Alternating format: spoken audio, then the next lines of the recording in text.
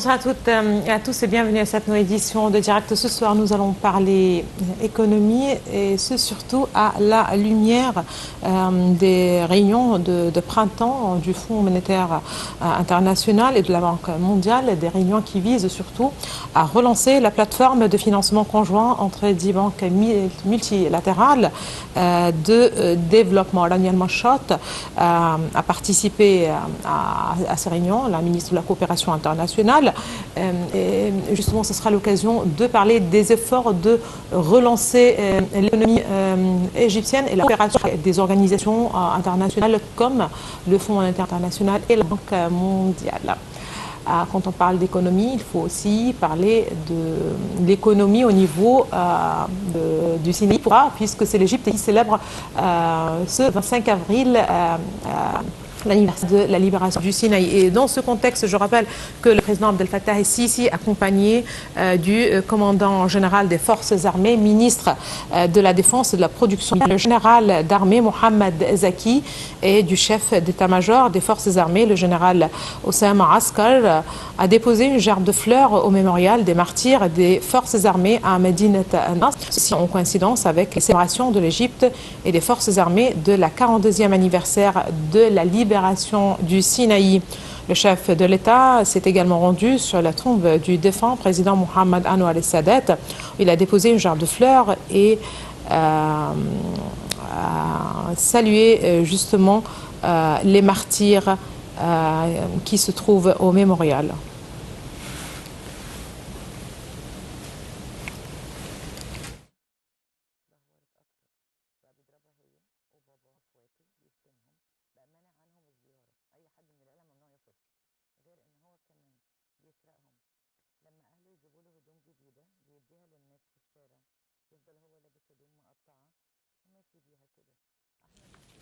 Justement, à cette occasion, c'est intéressant de parler du Sinaï et du développement du Sinaï. Un plan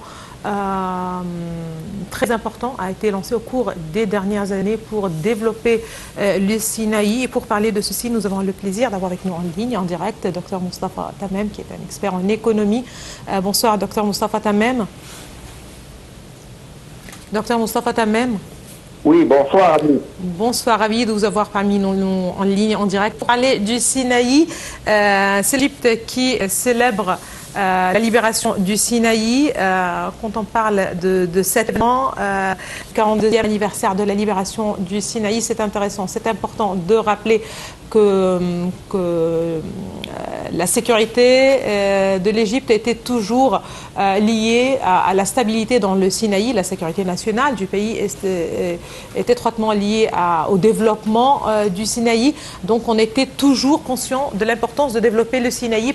Pourtant, on a commencé concrètement à développer le Sinaï qu'au cours des dernières années. On parle d'un plan très ambitieux de développer le Sinaï, que ce soit avec la mise en place de nouvelles communautés, de nouvelles industries, mais aussi quand on parle de projets comme la bonification de terrains agricoles dans le Sinaï. Quel regard vous portez sur le plan mis en place et actuellement en cours dans le Sinaï?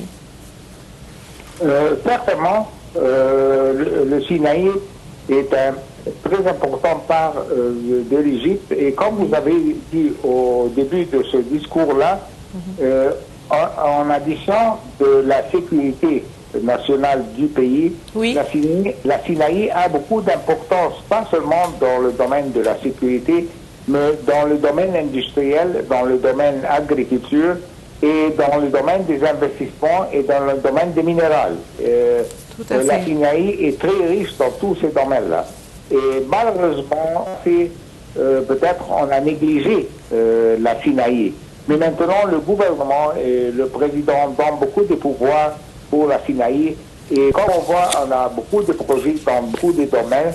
Et ça va avoir un impact positif de beaucoup des aspects. Le premier aspect, ça va donner une chance pour avoir beaucoup de travail pour les habitants en Sinaï. Numéro 2, ça va attracter beaucoup des investisseurs, si ce sont des investisseurs égyptiens, ou des investisseurs du monde extérieur. Numéro 3, ce serait l'agriculture. Certainement, comme vous savez, maintenant, depuis au passé, on a négligé aussi le domaine de l'agriculture dans le pays. Mais maintenant, le président et le gouvernement donnent beaucoup de pouvoirs pour ce domaine-là, parce que ça va avoir un impact pour le demande aux devises étrangères. Parce que, comme vous savez, au présent, l'Égypte emporte la majorité des produits nécessaires à l'agriculture. Et ça, ça donne beaucoup de demandes pour les devises étrangères. Et ça, si on a tous ces produits-là dans le domaine de l'agriculture, certainement, ça va donner une stabilité pour l'économie. Très bien. Les projets de développement du Sinaï sont étroitement aussi liés aux projets de développement de la zone de l'Est du canal de Suez. Donc on parle d'investissements étrangers qui sont attirés justement pour s'installer, si vous le voulez bien, dans cette région. Quels sont les projets les plus importants selon vous? Ça, c'est un point très important. J'aurais parlé, vous avez donné une chance pour ouvrir. Moi, j'allais discuter ces projets-là. Les projets qui sont très importants, c'est les projets que fait un contact entre l'Europe et l'Asie et le Moyen-Orient. Et peut-être les projets en transit, certainement. Et pour beaucoup de projets dans le domaine industriel, certainement, ça va donner une chance pour beaucoup de compagnies étrangères qui sont venues déjà aussi en Égypte pour manufacturer leurs produits et exporter ces produits-là en Europe ou au Moyen-Orient. Parce que ça, comme vous savez, la zone franche du canal du Suez, c'est un point stratégique entre l'Europe et l'Amérique et le monde, les Indies peut-être et les pays qui sont à l'Asie. Alors ça, c'est très important. Et on a beaucoup de projets, comme je dis, dans le domaine de transit aussi. Et dans le domaine de le maritime, les bateaux et tout ça. Ça, certainement, ça va élever l'économie. Comme j'ai dit dans ce discours-là au début, ça va donner beaucoup de chances pour peut-être les citoyens qui habitent en Syrie de trouver du travail. Super, merci beaucoup à vous, Dr Moustapha Tamim, vous êtes en économie. Merci beaucoup de vos précisions. Là, nous avons un événement sportif de haut niveau, un événement très important puisque c'est l'Égypte qui devrait accueillir à partir de demain un tournoi d'équitation. Et en fait, le tournoi arabe militaire d'équitation organisé par les forces armées sous le patronage du président Abdel Fattah el-Sisi, commandant suprême des forces armées, commence demain et se déroule du 24 avril courant jusqu'au 27 avril au club équestre de la cité olympique égyptienne dans la capitale administrative. 11 pays arabes participent au tournoi, à savoir la Libye, le Qatar, l'Algérie, le Koweït, la Tunisie, la Syrie, l'Irak, l'Arabie Saoudite, la Jordanie et les Émirats Arabes Unis. Le tournoi a été précédé par une conférence de presse organisée par le comité organisateur pour annoncer les détails de cette compétition. Soulignant le soutien total de la direction générale des forces armées pour garantir le succès organisationnel du tournoi.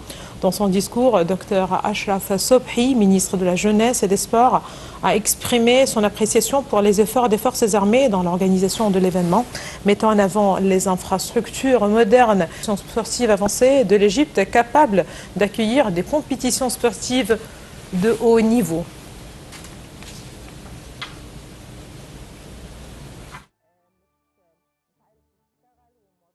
البطولة العربية العسكرية للفروسية تحت رعاية فخامة الرئيس عبد الفتاح السيسي.